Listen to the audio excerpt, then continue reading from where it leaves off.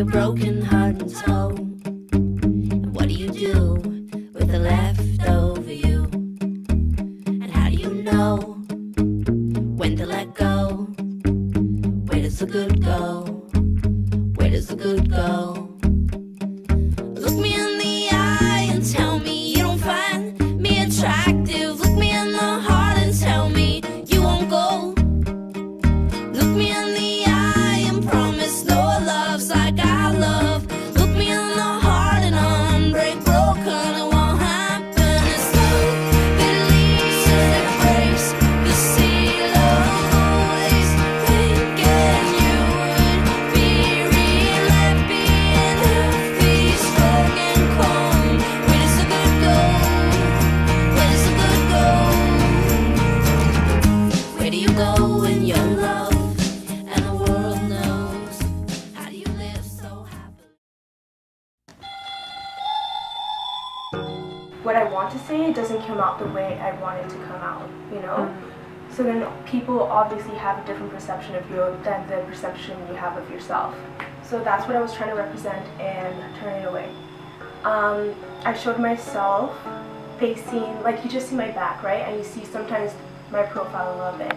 You don't see everything because you get, you talk to me, when I meet you get to see a glimpse into who I really am, but because of that inability to really like communicate everything I'm feeling, everything I want to tell you, you only look into the third part, blue matter. The fact that I drew it in blue, and you know, blue matter, it's sadness, it's like, it's that feeling I get when I know who I am and I know that you don't know who I am. I really like separate between artwork and sketches. So artwork, I consider it something like this. So when I'm doing artwork, I go large scale. I do something that's very more or less intricate, but takes a lot of time and takes a lot of effort, and then I really go into like details. I try and be as perfect as possible, and that's my artwork, and that's something like I really want the world to see and blah blah blah. So when I have sketches, it's really quickly done, and like you can see the imperfections. Sometimes some things are not finished, sometimes it's like crooked lines, and I like that. I like just being able to put something on paper and have it not come out as perfect and really just show who I am, because I don't want to be perfect, you know? I can try as much as I want, but like my sketches, they're really just me. Flames of light. One of the things I really wanted to focus on, I really wanted to bring out the female body and just like put it in your face. You know, like this one especially, it's really just like boobs and like stomach and everything, and sometimes people have a hard time looking at that, and that's something I don't understand, because there's nothing wrong with that.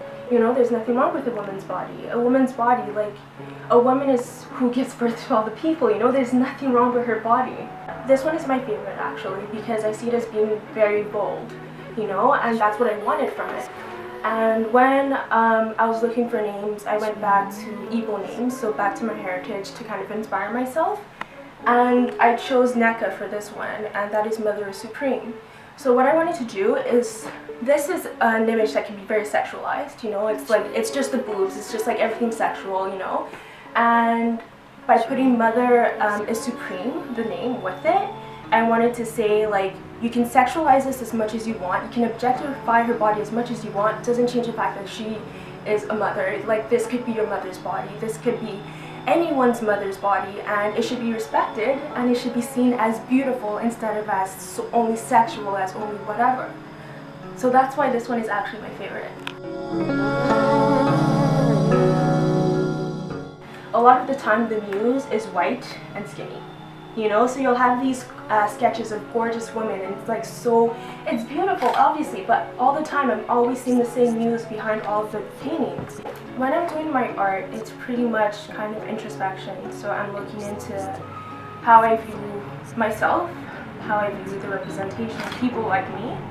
So it's really a personal experience. That's why right now I'm focusing mostly on women of color especially, because I'm asking myself, why exactly do I view myself in this manner? Stereotypes, I've always had to deal with them. I was always that one black person amidst all these white people. I don't know, I became that token black person. It's not really anything like physical or anything like really abusive. Oh, you don't really dress like a black person. Oh, you don't really like act like a black person. expectations when you're young and you don't really know who you are, they make a difference, you know, they really affect how you act. And there were always times when I was like, maybe I should just act a certain way because then it'll be easier for people to understand me. Maybe I'll be more accepted if I just act like everyone else and act like what they expect me to act like. And because I didn't do it back then, I really appreciate my strength. It's based off of a few photographs from a French photographer, I believe, Ador, screamed out Black beauty to me, and I just fell in love with it. And then that's where I started like really thinking about like the representation of Black women in media, representation like just in general. So then I started researching and trying to find a way to do a second piece. So this one is pretty much a collage of various images.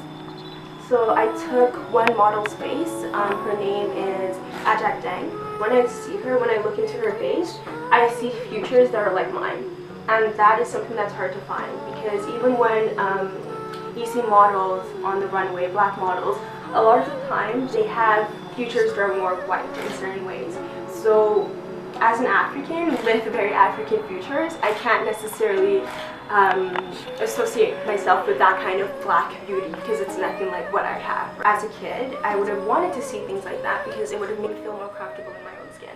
It just makes me feel better about other girls who are in my situation because they now have someone else they can look up to and really like, you know, I kind of look like her. Like it's fine to have like bigger lips. It's fine to have like a rounder face, like not angular or like small, super small nose. You know, like it's fine.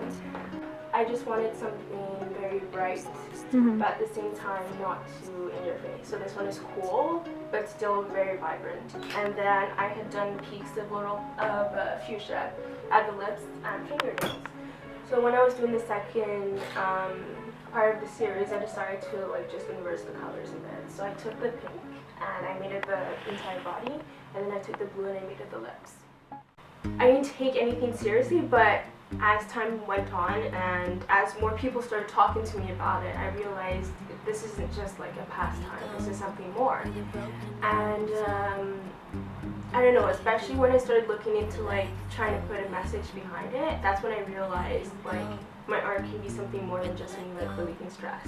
It could be me like looking into myself and trying to get a message across, you know? So then I saw it in a completely different way.